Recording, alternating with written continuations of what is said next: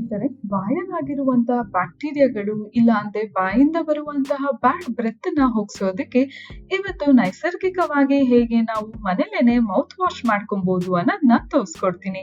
ನೀವ್ ನೋಡ್ತಾ ಇದ್ದೀರಾ ವಿಜಯ ಕರ್ನಾಟಕ. ಈ ನೈಸರ್ಗಿಕ ಮೌತ್ ವಾಶ್ಗೆ ನಮಗ್ ಬೇಕಾಗಿರೋದು ಏಲಕ್ಕಿ, ಆಮೇಲೆ ಸೋಂಪು ಕಾಳು, ಜೊತೆಗೆ ಲವಂಗ, ಸ್ವಲ್ಪ ಉಪ್ಪು, ಚಕ್ಕೆ ಪುಡಿ ತಗೊಂಡಿದ್ದೀನಿ. ನೀವು ಬೇಕಿದ್ರೆ ಚಕ್ಕೆ ಕೂಡ ತಗೊಬಹುದು. ಆಮೇಲೆ ನೀರು. ಮೊದಲು ಒಂದ್ ಪ್ಯಾನಿಗೆ 1 ಲೋಟದಷ್ಟು ನೀರನ್ನ ಹಾಕೊಳ್ಳೋಣ.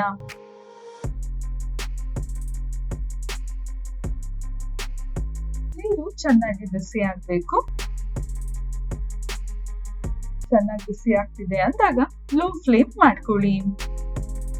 ನೆಕ್ಸ್ಟ್ ಇದಕ್ಕೆ ಏಲಕ್ಕಿನ ಈ ರೀತಿ ಬಿಡಿಸಿ ಹಾಕೊಳ್ಳೋಣ. ಏಲಕ್ಕಿ ಬಳಸೋದ್ರಿಂದ ಬಾಯಿಂದ ಬರುವ ಕೆಟ್ಟ ಉಸಿರನ್ನ ಕಮ್ಮಿ ಮಾಡುತ್ತೆ, ಜೊತೆಗೆ ಬಾಯಿ ಒಳಗಿರುವಂತಹ ಬ್ಯಾಕ್ಟೀರಿಯಾನ ಕೊಲ್ಲಲು ಸಹಾಯ ಮಾಡುತ್ತೆ.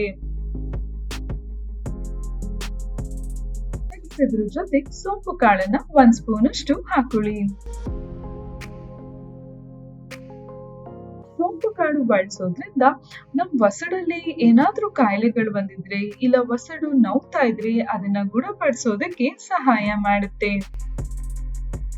ನೆಕ್ಸ್ಟ್ ಲವಂಗನ ಹಾಕೊಳ್ಳೋಣ. 3 ರಿಂದ 4 ಲವಂಗ ಹಾಕೊಂಡ್ರೆ ಸಾಕು. ಲವಂಗ ಬಳಸೋದ್ರಿಂದ ಹಲ್ಲೇನಾದ್ರೂ ಉಳ್ಕಲ್ಲಾಗ್ತಾ ಇದ್ರೆ ಅದನ್ನ ಕಮ್ಮಿ ಮಾಡಲು ಸಹಾಯ ಮಾಡುತ್ತೆ. ಇದರಲ್ಲಿರುವಂತಹ ಆಂಟಿ ಇನ್ಫ್ಲಮೇಟರಿ ಮತ್ತೆ ಆಂಟಿ ಬ್ಯಾಕ್ಟೀರಿಯಲ್ ಪ್ರಾಪರ್ಟಿ ಬಾಯಿನ ಆರೋಗ್ಯನ ಕಾಪಾಡೋದಕ್ಕೆ ಸಹಾಯ ಮಾಡುತ್ತೆ.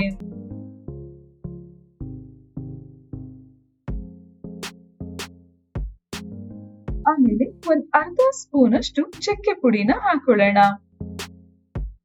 ಚಕ್ಕೆ ಪುಡಿ ಬಳಸೋದ್ರಿಂದ ಬಾಯಲ್ಲಿ ಏನಾದ್ರೂ ಇನ್ಫೆಕ್ಷನ್ ಆಗಿದ್ರೆ ಅದನ್ನ ಕಮ್ಮಿ ಮಾಡಲು ಸಹಾಯ ಮಾಡುತ್ತೆ.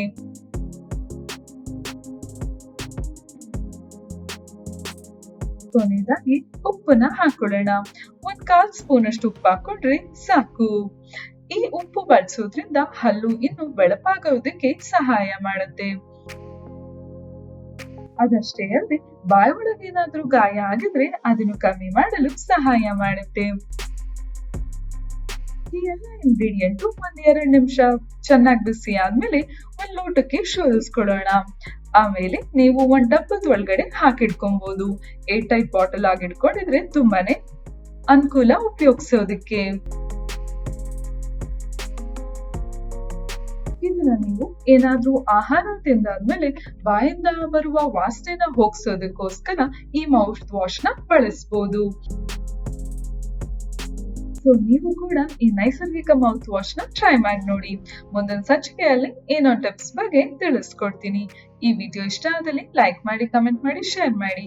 ಇನ್ನು ಯಾರೆಲ್ಲ ವಿಜಯ್ ಕರ್ನಾಟಕ ಡಿಜಿಟಲ್ ಪ್ಲಾಟ್ಫಾರ್ಮ್ ನ ಫಾಲೋ ಮಾಡ್ತಿಲ್ವೋ ಫಾಲೋ ಮಾಡೋದಕ್ಕೆ ಮರಿಬೇಡಿ.